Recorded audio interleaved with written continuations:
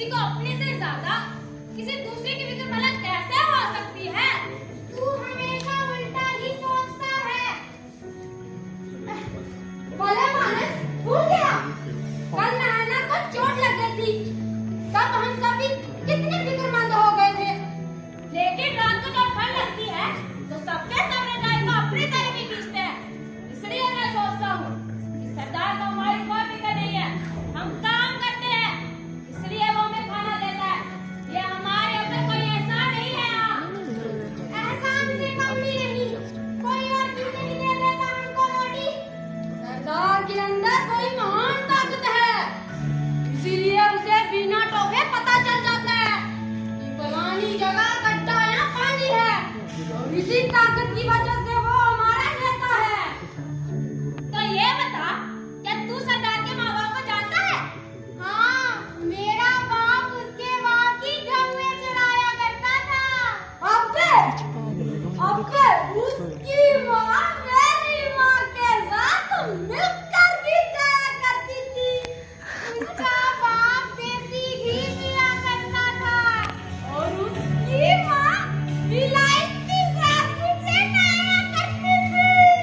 और सुन, उसके बाप के पास 200 घोड़ियाँ थी। उसकी माँ के पास 3 किलो सोना था। बात सुन, उसके बाप के पास 10 औरतें हमेशा रहती थी। उसकी माँ के पास नहीं, एक ही था। बस कर। इतनी बात तो साफ हो गई कि हमारा सरदार किसी आदमी की औलाद है, देवता या पैगंबर की नहीं। ठीक है ना? ठीक है। तो ये बताओ, क्या तुम अपने आप को आदमी की औलाद नहीं मानते? तुम्हें जानवरों ने या रोगियों ने पैदा किया है क्या? अगर हम भी आदमी की औलाद हैं, तो ताकत को खोजने की कोशिश क्यों नहीं करते जो सरदार में है? तेरी बातें तो ठीक है, लेकिन क्या समझ में नहीं आती? फिर से समझने की कोशिश करो। पर करो कैसे? कुछ सोचा करो। चल सुलेना, कढ़ाई उठा। सोचा करो। तो देखो, तू सोचता ही रहता है। तेरा सोचना तुम पे भारी पड़ता है।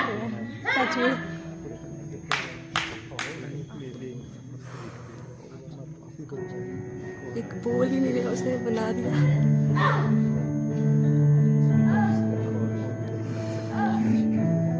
मैं एक बात और सोचता हूँ। वो क्या? ये हाथ, ये माथा, ये आंखें क्यों बनाई गई है? ये तो भगवान ही जाने। हम इससे क्या ही कर सकते हैं? अरे हम सोच तो सकते हैं। कर लिया, अब ये भगवान से पंगा ले बैठेगा। पंगा ले, बाजी नहीं आएगा। तू जरा कम बोला कर। अगर ये बातें सरदार ने सुन ली तो तुझे पता ही है क्या नतीजा होगा। अरे मैं कुछ गलत तो नहीं कह रहा, इतना ही तो पूछ रहा हूँ कि आंखों का और माथे का क्या मतलब? अरे हाथ से हम काम करते हैं, मुंह से खाते हैं, मन होते हैं और पैरों से चलते हैं। हर एक अंग का कोई ना कोई मतलब जरूर है। बालों का क्या मतलब है? ये ठंड से बचाते हैं। फिर इन्हें काट क्यों देते हैं? गर्मी से बचने के लिए काटते हैं, और या फिर संभालने के लिए। हाँ, पर तब आंखें जो गिनती में 2 है और माथा जो शरीर की सबसे ऊंची जगह पर है, यूं ही बेवजह तो नहीं हो सकता। क्या पता इसी में हमारे सरदार की उस शक्ति का राज छुपा हो। हमें इसके बारे में सोचना चाहिए। सोचना हमारा काम नहीं, सरदार का काम है। उसी से पूछेंगे नाकों का और माथे का क्या मतलब है। वही हमें सही बात बता सकता है। अरे तुम अपनी दर्द का मतलब किसी दूसरे से कैसे पूछ सकते हो? हमें अपनी मुश्किल आप समझनी चाहिए। वो सरदार हमें कभी नहीं समझा सकता कि आंखों का और माथे का क्या मतलब है। मैं बताऊंगा तुझे इसका मतलब। मैं तुम सब चुना हुआ सरदार हूँ। मैं पहले तुझे बताऊंगा कि इन आँखों का क्या मतलब है।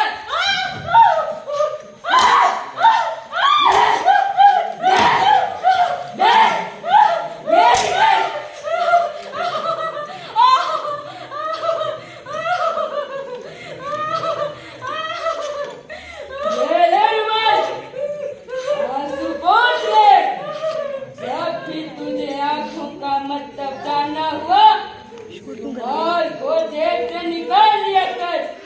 ये तुझे बताएगा कि ये आंखें किस लिए बनाई गई हैं। ये जो इमारत तुम सब मिलकर बना रहे हो, ये मेरे पर कोई एहसान नहीं करे। ये एक मंदिर की इमारत है। ये तुम्हारे सारे दुखों का इलाज करेगी। अगर यहाँ अपने दुखों से मुक्त होना चाहते हो तो यहाँ रोज अपना माथा गिसा करो। चले टेक माथा, तू भी टेक, तू भी टेक। कुछ पैसे भी चढ़ो, चढ़ो पैसे, चढ़ो, तू भी चढ़ो, तू भी चढ़ो। सब चढ़ाएंगे, सब चढ़ाएंगे। तू भी चढ़ा, चढ़ा।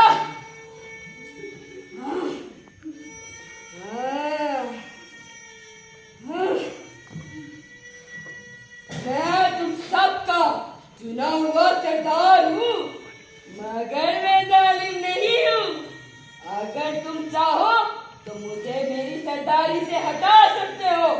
तुम में से कोई भी जिम्मेदारी को संभाल सकता है, लेकिन उस हालत में तुम्हारी सुरक्षा, तुम्हारी खुशियाँ और तुम्हारी रोटी का इंतजाम मैं नहीं करूँगा।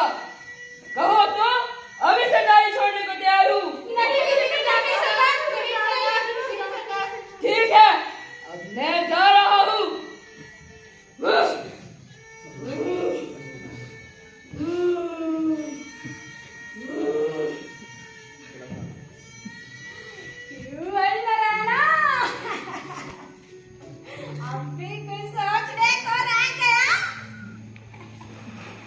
सोचना काफी महंगा पड़ा। इसका मजाक मत उड़ाओ यारो। हमें एक दूसरे के प्रति हमदर्दी नहीं छोड़नी चाहिए। पर ये तो हमदर्दी से भी ज्यादा आंखों और माथे पर जोर दे रहा था। मैं सोचता हूँ। तू अभी भी सोचता है? हाँ, बल्कि अब तो और गंभीर होकर सोचूंगा। सुनैना, हाँ, इस वक्त सूरज कहाँ होगा? भैया, अब ये सूरज के साथ पंगा लेने चला है। पंगा लेने से बाजी नहीं आएगा। जरा उंगलियों में हिसाब लगा के बताता हूँ। ठहर जा, तू ना बताना, मैं खुद ही हिसाब लगा के बताता हूँ। सुनैना, हाँ, सूरज इस वक्त पूरब और उत्तर के बिल्कुल बीचों बीच है ना? हैं? पर तूने कैसे मालूम किया? जरूर इसने हिसाब लगाया होगा। नहीं, मैं एक बात और सोचने की कोशिश कर रहा हूँ। वो क्या? मैं जब भी सूरज की तरफ देखता हूँ तो आंखों में जलन सी महसूस होने लगती है। अच्छा, हाँ, तो तुम भी आओ सब। हाँ धर्मा, हम भी चले, जरा इसके तमाशे का मजा ही ले ले। तुम सब यही खड़े रहो, कुछ ना कुछ जरूर होगा। बोल रहे थे ना।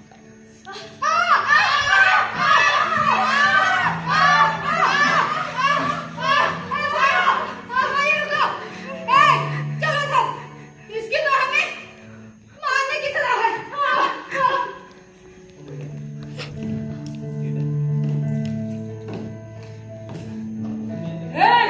ये क्या हो रहा है?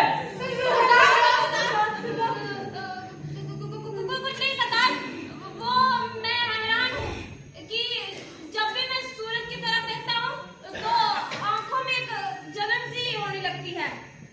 ऐसा क्यों होता है सरदार? तुम बहुत खतरनाक काम कर रहे हो। शायद तुम्हें पता नहीं कि तुम्हारी जान खतरे में भी पड़ सकती है। तुम एक ऐसी बीमारी लेकर आ रहे हो जिसका इलाज मेरे पास भी नहीं। फिर मत कहना कि बताया नहीं था।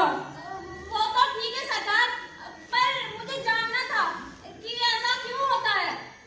तो बोलो, मैं कोई योद्धा नहीं हूँ तो होने वाली हर बात बता सकूं। जिस तरह सदियों से चलता आया है उसी तरह अब भी होना चाहिए, नहीं तो हमारी ये बस्ती खतरे में पड़ जाएगी। पर सरदार, मेरी आंखों में बहुत ज्यादा तकलीफ हो रही है, बर्दाश्त नहीं हो रही। मेरी भी, मेरे भी, मेरी भी, मेरे भी। शांत हो जाओ। तुम्हारा काम था मुझे चुनना, मेरा काम है बस्ती के इंतजाम को चलाना। कुछ भी करो मुझसे पूछ कर करो। सरदार, लो रोटियां खा लो। ले खा ले रोटियां, तू भी खा ले। रह गई वो। ले तू भी खा, खा खा तू भी खा, तू भी खा। मैं वैद्य के पास जा रहा हूँ तुम्हारी आंखों की तकलीफ का इलाज मालूम करने। रुको, हाथ धो के आओ। जी सरदार, जी सरदार, जी सरदार, सरदार।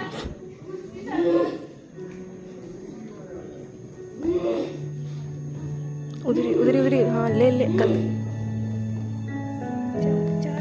एक और एक और एक और।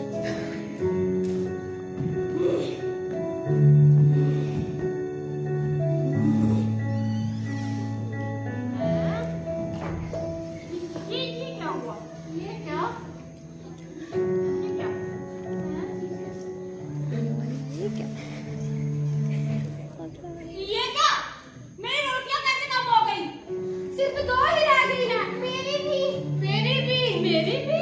अब ये भी क्यों सोचते हो कि हमारी रोटियां क्यों कम हो गई? खा लो। पर कम भी तो नहीं होनी चाहिए थी। अब ये भी क्यों सोचना है? सटक जाओ सूखे टुकड़े, सामने निकल जाओ उस रात कभी। पर यार, बड़ी हैरानी की बात है ये। इसमें कोई हैरानी वाली बात नहीं। अब सोचना ही बंद कर दो। पर 2 रोटी कम होना बहुत क्या अजीब सी बात होगी। चुप करके खा लो उसको। हैरानी वाली कोई बात नहीं। मैं तुम्हारी आंखों की तकलीफ का इलाज ले आया हूँ। मेरे पास कुछ के हैं जिनके शीशे तुम्हारी आंखों को ठंडक पहुंचाएंगे। ले पकड़, तू भी पकड़, पकड़ ले, तू भी पकड़ ले, ले तू भी। हाँ हाँ, लगाओ लगाओ, आंखों को ठंडक मिलेगी, बहुत ठंडक मिलेगी।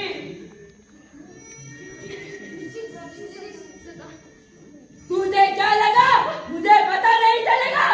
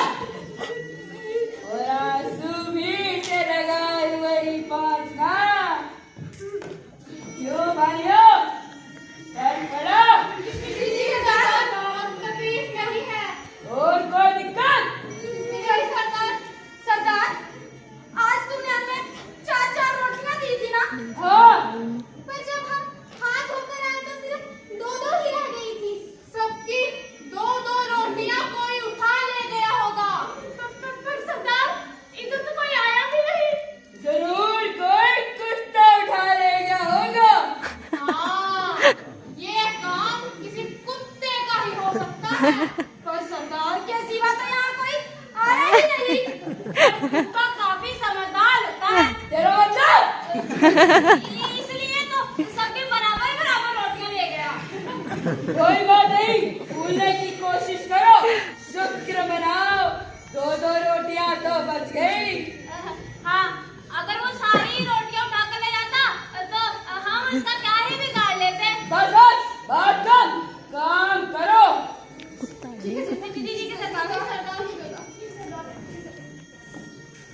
शैतान के बच्चे ने तो मेरा जीना हराम कर दिया है, इसका कुछ ना कुछ तो करना ही पड़ेगा।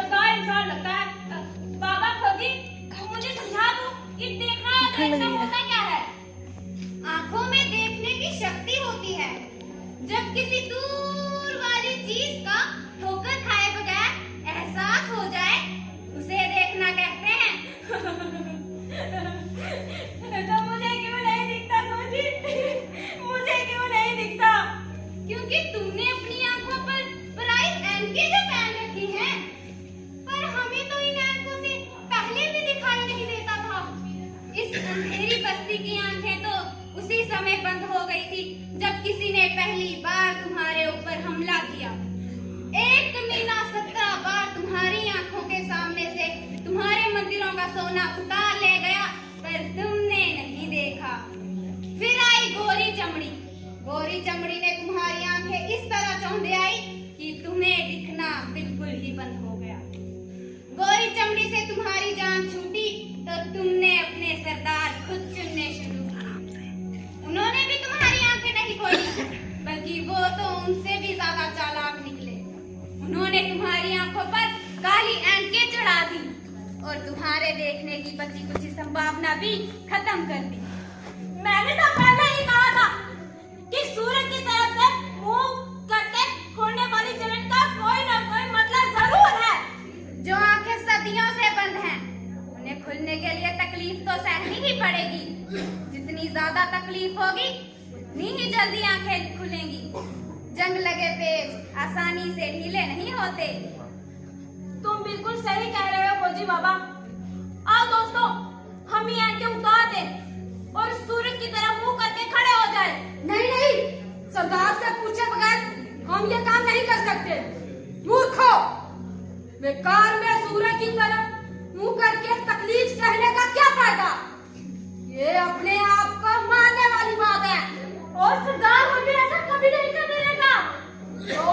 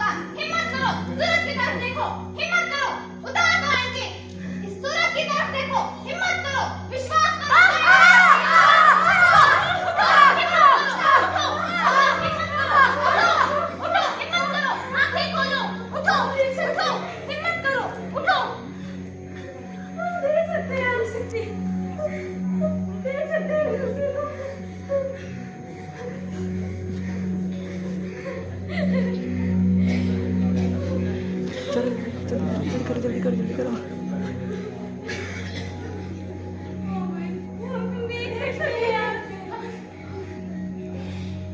तूने हमारे पे बड़ा उपकार किया है गोजी। तू पहले कहाँ था? किस दुनिया में था? मैं तुम्हारी ही दुनिया का हिस्सा था, पर तुम मुझे देख नहीं सकते थे। तू हमें आवाज लगा सकता था, हम सुन तो सकते थे। तुम्हारे सरदारों के शोर में मेरी आवाज तुम तक पहुंच नहीं पाती थी, पर अब भी तो तेरी आवाज हम तक पहुंच रही है, बल्कि अब तो तू दिखाई भी दे रहा है। ये मेरे कारण नहीं, तुम्हारे अंदर के शक्ति के कारण हुआ है। जब तक तुम खुद चलना नहीं चाहोगे, तुम्हें कोई नहीं चला सकता। उस हालात में तुम्हें खींचा या धकेला ही जा सकता है, जो कि अब तक तुम्हारे साथ होते आया है। बस सरकार से छुटकारा कैसे पाए?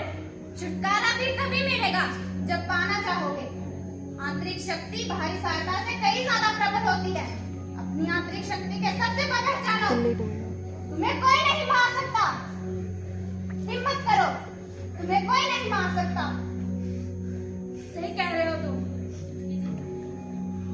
साथियों, अपनी अंदर की ऊर्जा को जगाओ।